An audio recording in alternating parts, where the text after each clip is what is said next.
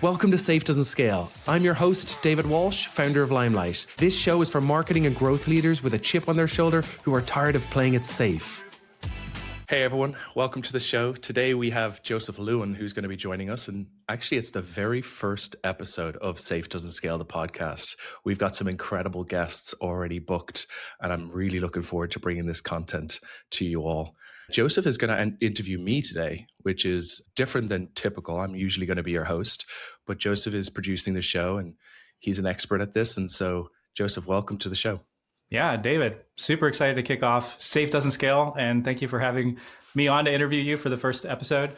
And in Safe Doesn't Scale, we're going to be talking to and interviewing revenue leaders, marketing leaders at B2B companies, specifically about the creative campaigns that they've created that have had outsized results. Now, when we're thinking about B2B marketing, I've been in B2B marketing for a while. Creative doesn't always come up, right? When you think of B2B marketing, I'm just thinking in like leadership team meetings, board meetings. The word creative doesn't always make its way to the top. And it's usually more like, hey, how do we de-risk? How do we continue leveraging the things we're already doing to get results?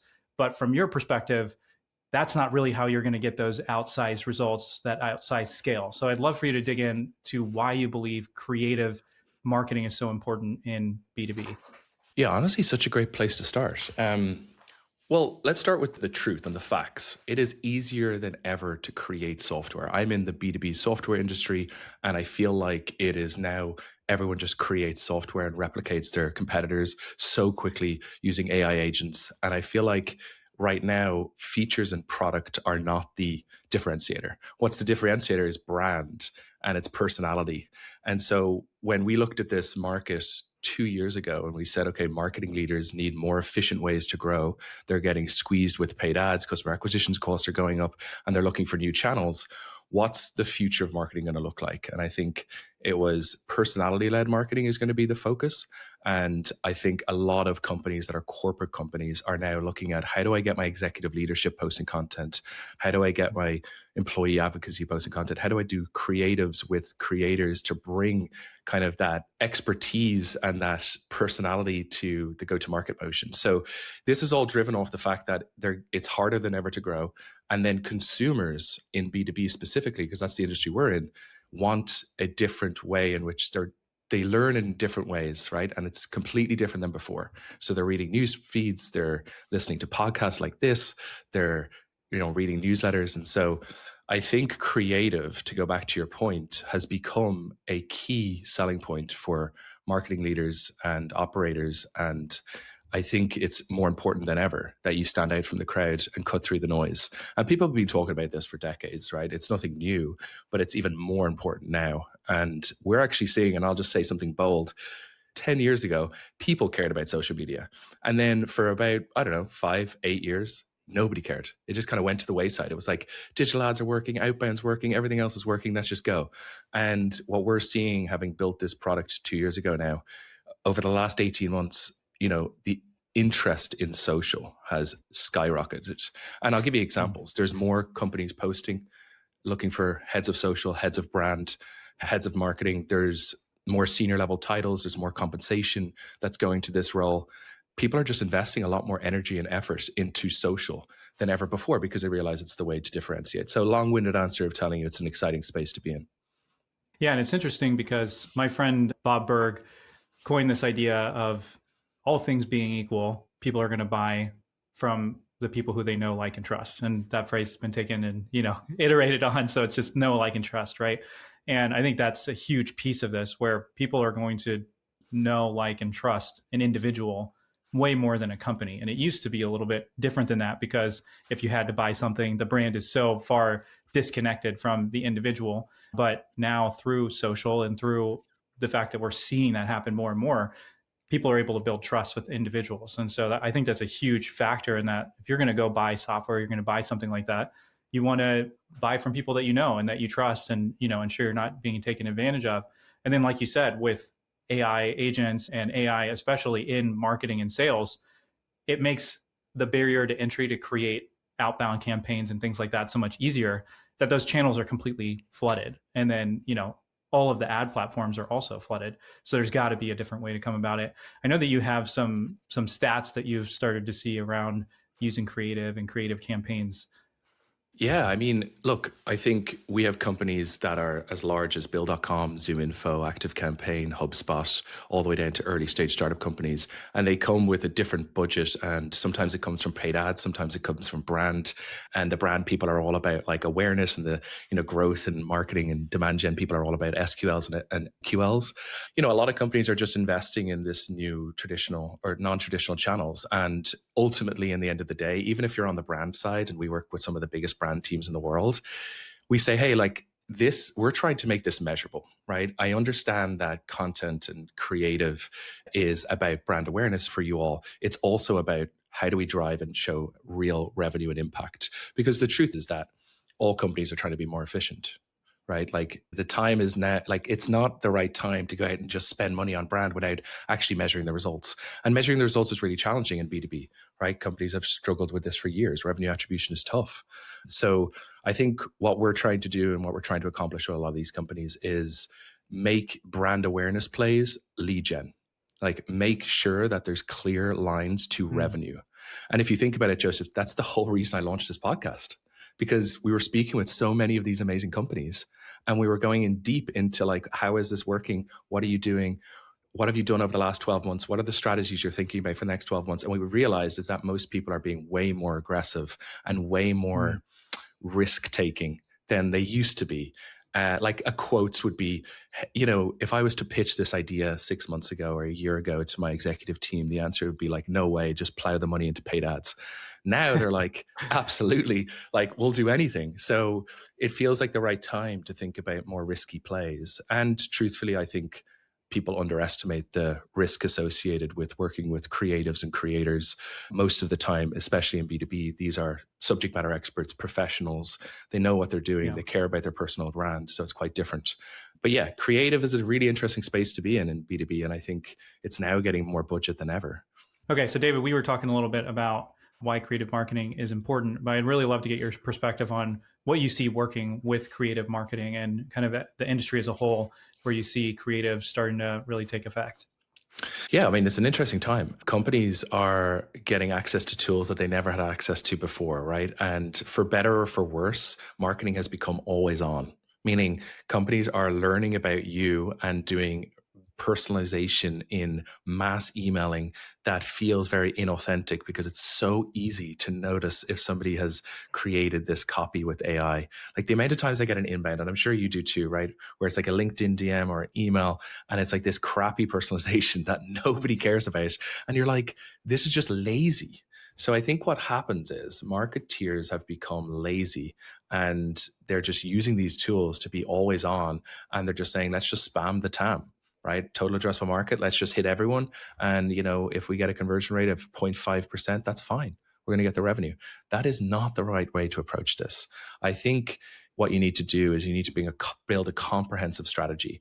And I actually think starting with creative is the right place to start, right? Because it's probably the space that is least invested in and that has the most impact and leverage, and is the thing that probably can improve drastically if you just focus on the right areas. So most companies do a really bad job of explaining what they do. They do a really bad job of getting the audience excited. And I think really great creative in B2B, the bar is here. It's so low. And I know I'm saying that, and it might, what's the right word? It might offend some people listening to this because they've been spending their time on this. But the truth is, if you look at consumer products, just look at consumer. What have they been doing 5 years ago? They are so creative. And what they've done is they speak in the voice of what actually will educate and get people excited about your product. And it's not blah, here are the features, here's everything that we solve. It's how do I speak to the hearts and minds of our prospects? And if you just look at websites today in general, most of them suck. So I think starting with creative is a great way to start. Hire great creative strategists, pay them. Like I say it again, pay them, because most of the time they're underpaid and undervalued. And I think today, more important than ever, is to stand out from the crowd. You have to have good creative. And that starts with your website. It then transcends into your paid ads. It transcends into your organic content. When we work with influencers and creatives and creators, obviously extends there. Rely on those people to help build kind of a comprehensive creative strategy. I know we could talk about all the different parts of that, but like in general, just know that creative is a very important and growing interest in space. We're going to dig more into the influencer marketing for a lot of this show because that's your specialty. A lot of people we're going to be talking to down the road, or as we go on with the show, have lots of different ways that they're doing creative. And so, that's could be out of home advertising and getting really creative with that, which, that's billboards, but that can also be a lot of other really interesting things like wrapping vehicles or, that are driving around a conference you're going to be at, or, there's all kinds of super interesting and creative off the wall campaigns people are starting to run that are really effective. And so, can I give you my favorite right now, if that's okay? Yeah. One of my favorites. Okay. So one of my favorites, actually one of our customers, Delve, is based in San Francisco. If you're in San Francisco and you're in the early stage startup space, Delve. They are compliance software, but the bar within compliance software marketing is even lower than every other industry.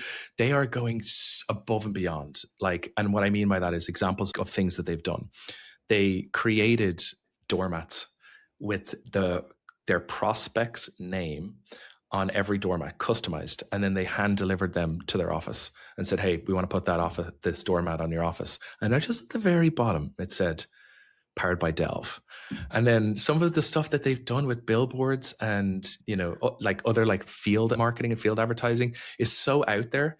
They're not talking about, here's Delve, here's our compliance software, we solve this. They're shaking it up. And, I encourage everyone to go look at what the team, Celine is the CEO or one of the co-founders, and what their team is doing there is awesome, and then they're activating creators on a daily basis to amplify a lot of that content that they're already creating, and they're doing a great job. I think it drives 50% of their revenue today. It's not, it's grown over time. And so they're investing quite a bit into this, employee advocacy and influencer and creative and content, because they realize how powerful it is. So while your competitors are creating another white paper that you have to fill out a form to download, Delve and companies like that are out there delivering doormats and getting creative. And it really stands out. So yeah, we'll be diving a little bit more into the influencer marketing side of things here. But today we really do want to drive down on the influencer marketing side, because that's your space. That's what you know. So the challenge is, how do you create campaigns that are actually interesting and creative and not just doing what everybody else has done? And there's lots of different ways to do that. But if you are only focusing on your internal team and what they can do, that could be really limiting. There could be, for one, just do you actually have the creative talent to test something out that's really creative? You may or you may not. But then also, your team can only go so far and they only have so much influence. And so I'd love for you to dig in a little bit more on how you see influencer marketing helping to solve the gap that B2B companies have right now with actually implementing creative campaigns. Honestly, such a great question. Truthfully, I'll just start off with saying, when I launched this business, I didn't anticipate that happening. I didn't anticipate that the creatives and the creators would actually influence the creative strategy at these companies and brands. I just looked at it as an audience play. I said, well, if we tap into this and build this huge audience of influencers and put them on a marketplace, it's going to be attractive to brands and going to be very strong IP for us to be able to take a campaign and distribute it through these creators. What we realized so quickly is that the moment you start to work with creators, there's many knock-on effects. One, obviously the obvious one is more visibility, more reach, right? But when creatives create content, they actually tell you how to write. They tell stories that you haven't thought about. They give you case studies, examples, tactical knowledge. A lot of the times the heads of marketing are coming back to us hey, we just worked with 20 creators and the work that they did is incredible. It has now transcended and influenced all of our social, all of our product marketing team. Everyone is interested in this. And what's great about social is it's public. It's available online. So when campaigns go live, it's not just about getting your external prospects to learn about you and convert them to revenue. It's your internal team. It's, hey, this is how people are talking about us. Even if it's paid content, that's okay. These people are talking about our product in a unique way, and they're speaking in the voice of our users and their audience. They become the middle people to how does a corporation speak to their audience? Through creators, they become much more effective with creative content. And truthfully, Joseph, I had no idea that was going to happen until we went to market with it. And customers came back to us saying, this is awesome. The other thing to bear in mind too, and I don't want to go on too long, but another knock-on effect of working with influencers and creators is your employee advocacy program grows naturally, because people start creating content and they're third parties, they're external to your team. your team starts seeing that, you start tracking the revenue from that, then you start to introduce incentives for your internal team to create more content and support them. And so one of the biggest job opportunities, if anyone's listening to this right now, in my opinion, over the next few years, is executive and employee content and content writing for B2B companies. All companies are investing in this, and it's actually a role. We've seen it multiple times posted for hundreds of thousands of dollars. People are taking this really seriously, and copywriting is more important than ever. Yeah, I think there's a couple really interesting things that you talked about. We probably don't have time to drill down in all of them, but I just want to highlight a couple things. One, product market. I was a product marketer for a few years, and it can be really challenging because you've only got so much access to your customers. And then as a marketer, you don't always have the relationships with subject matter experts. So you have to get really creative on how to build those relationships and start going to events and, doing all that if you're going to do it well. One really interesting byproduct of doing some of this influencer marketing is you get these messages out there, and there's a very good chance if you get the right kind of creators that they know your ideal buyer better than you do. And so, like you said, they're going to be able to position your message way more effectively a lot of times than you could, because they know your audience and they're going to help you test out these ideas. And then if you worked with multiple creators, you get multiple different kind of message variations and lean into that from a product marketing idea and go, wow, that really stuck or that didn't. And then, you can continue to lean into that. And before this conversation, I hadn't really thought about that, but that's really powerful. And then the other thing you were talking about is with getting involved with, your internal team, creating more content. And as your internal employees start to see the value of that, for one, like they are going to get excited and go, hey, I could be doing that at some point, and that could be valuable. And as a leadership team, if instead of pushing that down, you embrace it, then you're able to get way more value from your team and, level your team up at the same time. So really valuable takeaways. Yeah, let me jump in and say something that's happened over the last 6 months, let's say. What we're realizing is a big channel for us is venture investors. It's VCs, because they plow money in 10, 20, 30, 40, 50, sometimes hundreds of millions into companies that are Series A, B, C, D. What do they want to happen? They want people to be talking about the products. And so they're actually saying, hey, carve out some budget for growth tactics around influencer. And let's get your executive team and your employees to actually start to take social seriously. So it's a lot of the time, to go back to your first question around the boardroom and executive teams, investors are the ones pushing this. And we're hearing it more and more. We have partnerships with some of the biggest investors in the world, and they're just introducing their portfolio and saying, hey, can you help these people? And so, yeah, it's an exciting space to be in. And there's so much more we could tap into. Okay, so David, we've been talking about influencer marketing and getting people involved and starting to kick that off. But a lot of people, especially in B2B, they do get concerned about a couple of things. So one is going to be, how do we actually measure that, right? And revenue attribution is really important. And if you can't show that as a marketer, likelihood that you're going to be able to continue something is super low. And then the other one is like, man, is this going to actually work for us? We're in this, kind of either really saturated space, or we're in a space where people aren't doing this kind of thing. So what have you seen brands do to help solve some of those problems? Yeah, I mean, there's actually two main strategies that we see with influencer today, right? There's the take over the news feed, be really loud and noisy, do it for a week to 2 weeks and burst campaigns. And then there's the always on campaigns, which I actually think get a better return on investment and compound over time. So I'll give you two examples. One is a lot of companies come to us with a product launch, a fundraise, a repositioning. They might say, hey, we're now going upstream, up market. We need to get the message out there. We've redone our brand. We've redone our product marketing. We need to solidify this in the mind of our potential prospects, and we want to go up market. That's a very strategic move. We have seen time and time again that influencers and creators can help amplify that, and it's incredible.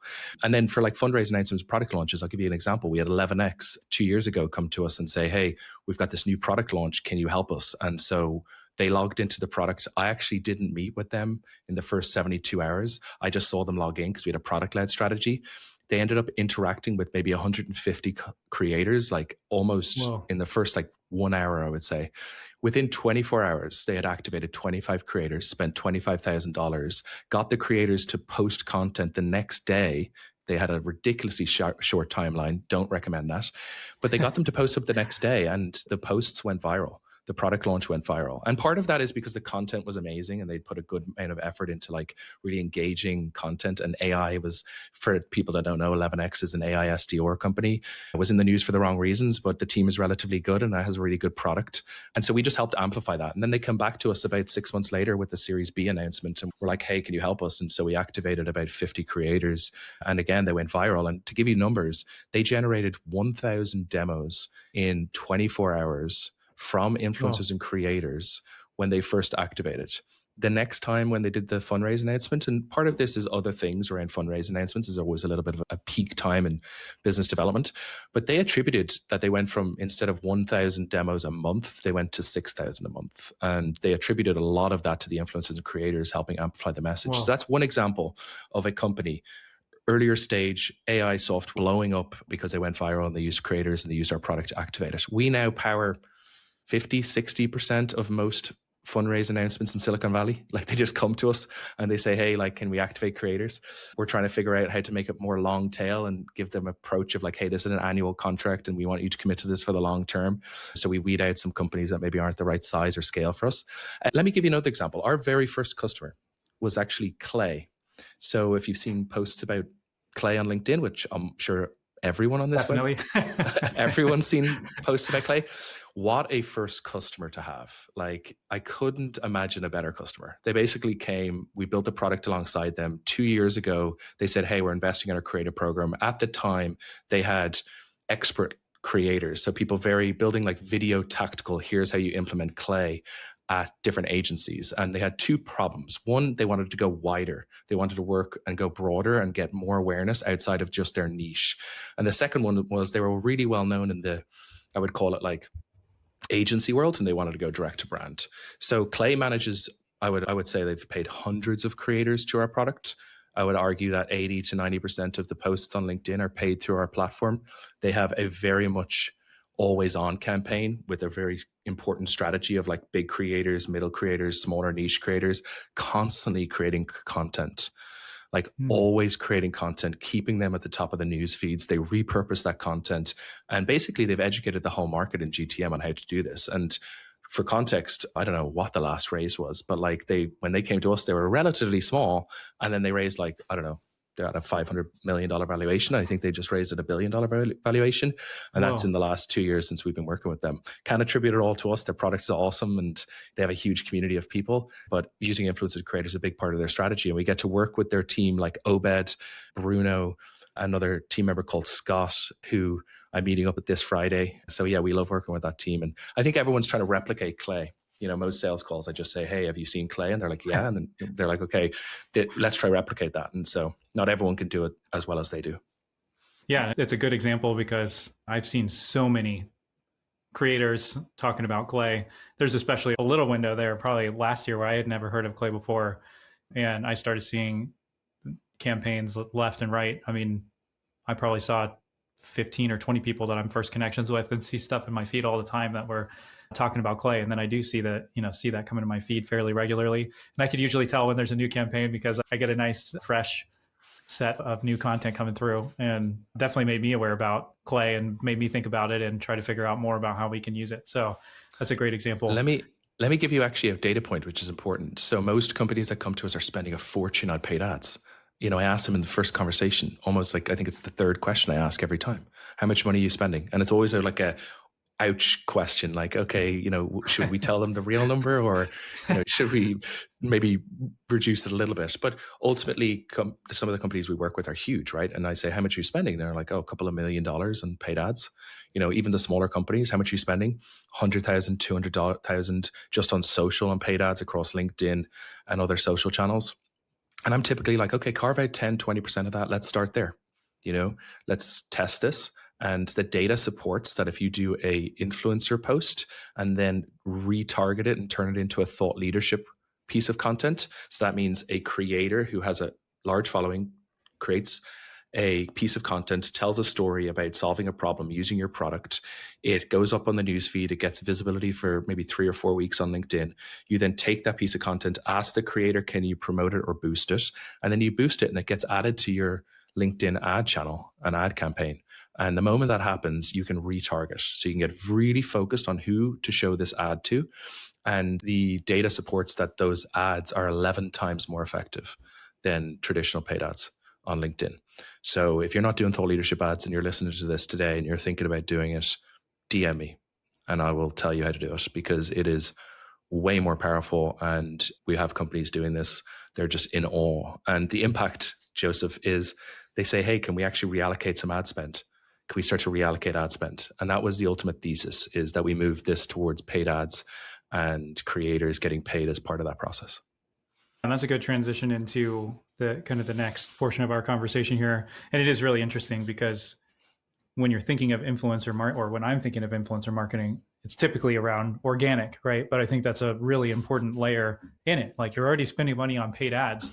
Why not create paid ads of people who already have trust in the market and get the value of their face, right? And it's really ultimately getting credibility by association with people who already have credibility, and that boosts your credibility. And whether we like it or not, that's just how the world works, how marketing works, is you get credibility when you associate with people who are already well known. So that's huge. So we've talked about B2B influencer marketing, and we're going through the value, different ways to approach it. But now somebody's sitting here going, okay, well, that's nice, but how in the world would I manage that?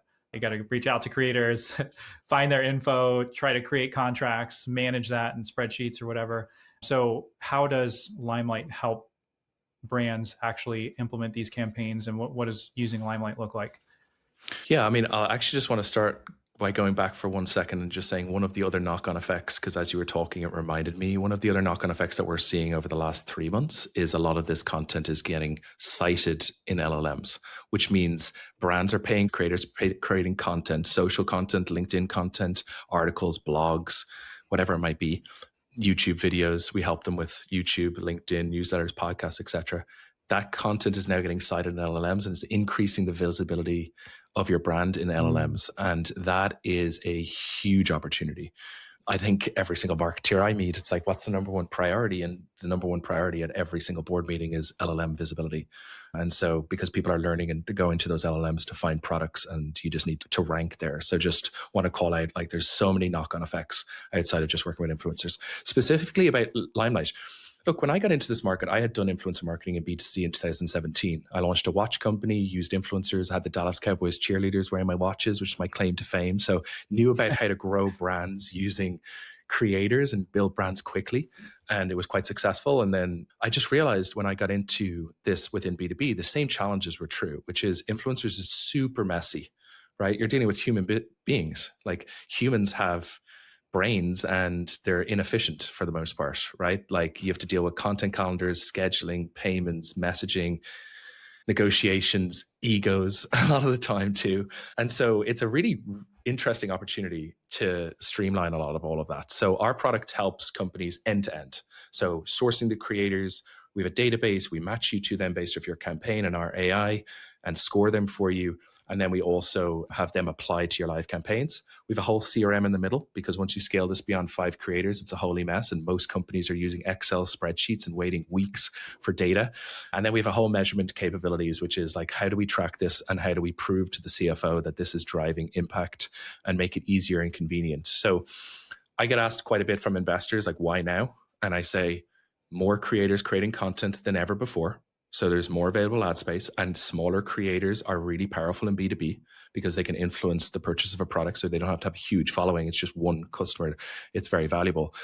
Number 2, creators are doing more brand partnerships. When I reached out to all of the top creators on LinkedIn 2 years ago, most of them said, I don't do brand partnerships. I look back, 90% of them be paid to our product. So they're realizing they can make money from their audience. So there's more available ad space, more creators doing brand partnerships. And now with AI, everything is just so much more efficient. Like, we can build a system that allows you to do this and scale this without hiring a whole team. So companies spending $1 million with influencer marketing usually use agencies. And I get it, right? There's strategy there, but the agencies, like, incentives aren't aligned with what your incentives are. They want you to spend the total budget because they get a percentage of that budget. And then it's pretty much a black box. They take the strategy, they do the creators, and then they come back to you with reports. You don't really see what happens in between, right? You don't get behind the veil And so our product allows you to Yep. do this yourself without hiring a whole team. And we're often replacing or allowing you to do this without adding hundreds of thousands of dollars in compensation to get somebody to manage it full time. Through our system, you can do it with, part time with one team member. Yeah, and I don't want to go too technical, right? Because this isn't a demo, but what does it look like if somebody goes and they sign up for the platform and they're going, hey, we're, thinking about diving into influencer marketing, and they're just going to get started for the first time? What can they expect? Well, we just changed it. It used to be product led. So you used to be able to just create an account and get going and start right away. Now we moved it to sales led because we realized we need to focus on companies that have budget and are approaching this with a longer term horizon, right? They're looking at a 5K, 10K a month starting off budget, and they're approaching this for 3 to 12 months.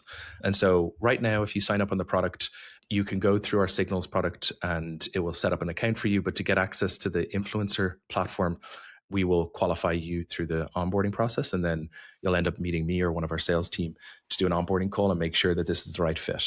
Because ultimately, we want to make sure that every company we work with is qualified and that the creators, they have a product that creators can talk about, and we have a good sense of the strategy that we can bring to this campaign, and that they're going to get a good response from creators. So we're pretty hands-on to begin with.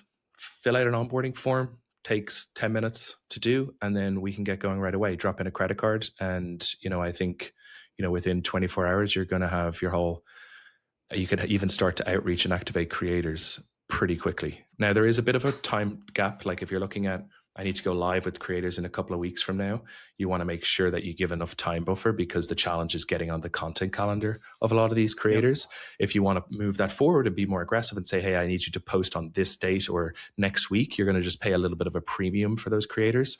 But yeah, that's how it works. Pretty hands-on. And for the most part, we're investing a lot this year in customer success. We didn't have a customer success team, and I just hired one of the most amazing heads of customer success who came from Grin, which is an influencer platform in B2C. And he took that company from 40 employees to 450 employees in the customer success role. And I said, I need him. I need that person. No and I need to bring them to Limelight. So yeah, we're investing a lot in our customer success.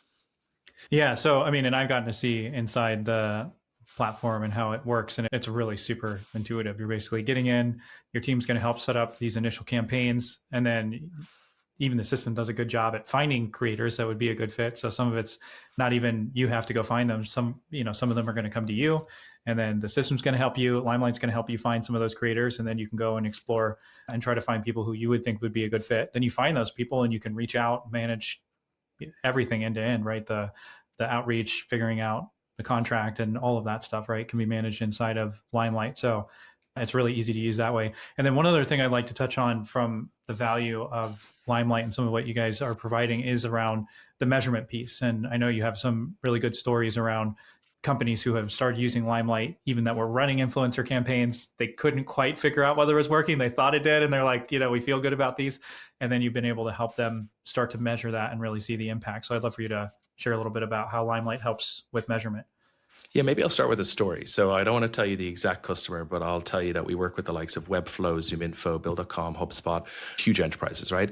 One of those companies started to use Limelight, and 3 months after using our product, number one, they had a creative program in place already, right? They've been working with 30 creators last year. We took all of their content and all of the posts, we uploaded them to our platform, and immediately we were able to identify the impact and identify people engaging on that content and actually give them much more transparency and leads that they can attribute to their sales pipeline. So that was a historical look back. If you're doing influencer marketing and you're listening to this today, we will help you onboard and identify a lot of what's already been done. From there, within 3 months, they looked back and we were tracking their employee content and we were tracking their influencer content. And they generated in, I think, 3 months, 8 million in pipeline, 1.8 million in closed won business, directly attributed to the content for influencers and executives. Now, they have a really strong executive advocacy program, creates a lot of content, it gets a lot of engagement, and they have a great brand. But, the moment that we showed them this data, you have no idea. They were like, oh my God, wow. And I said, we're charging you too little, it sounds like, because you came on early customer and, you got access to our early pricing. So we're in the conversation right now about increasing the contract value, which is an exciting conversation to be in. Love it, man. Yeah, super Super exciting. It's great to see that, because as a marketer, that's one of the biggest challenges is like, we're going to be talking to people and the whole podcast is around safe doesn't scale and you have to take these risks. But then if you can't figure out a way to actually show that the risk paid off, then, even if it worked, because in that case, it was working, it was probably even working to a degree before you guys were working with them, and then you scale it and make it better, but they clearly couldn't tell whether it was working or not. And so Limelight helps provide that actual trackability. And Joseph, they had 2 or 3 team members working on this, right? Contractors, 1 full-time and then 2 contractors external. They now have 1 person, half their job is influencer, because our system does everything for them. I love that. Yeah, just making it super, super easy. So yeah, I'd love to round out with a couple things. So first, where do you see the B2B influencer market going overall, just as a category? Because like you said, it's fairly new. A lot of people didn't even really think of it as a true category. So where do you see over the next 2-3 years B2B influencer marketing going? So I can tell you what I talked about with my team in person last week. I said every single customer, every single company has a CRM. Use either HubSpot or Salesforce or one of the other tools, right? If you are doing B2B influencer, and we assume that 80 to 90% of all companies will and can be doing influencer marketing in B2B, if that is the case, we will be the software that powers that.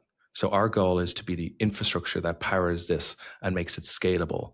And ultimately, we think that we want just like every company has a CRM, every company will have a Limelight account to run influencer marketing. Love it. So to round this out, you just shared a lot about the overall idea around creative influencer marketing, stats, how Limelight helps. But then if somebody's listening to this and they're going, okay, this sounds really interesting. You've now seen hundreds or probably thousands of campaigns and influencers and posts and all of that. What advice do you have for brands that are interested in exploring influencer marketing for the first time to kind of save them some of the struggles if they try to go it alone? Yeah, I mean, what we hear is that some companies say, I don't think there is influencers in our niche. And I'll start with saying there are, you just can't find them. We spend a lot of time in building a searchable interface and finding the best quality content creators who get engagement, have trusted audiences.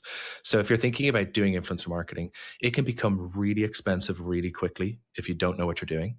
It can be extremely hard to measure. And then most companies that dive into this headfirst don't realize how much work it is to do the outreach to these creators and then not have a system to manage the communication in one place. So you'll end up with Twitter threads, email DM, LinkedIn DMs, email threads.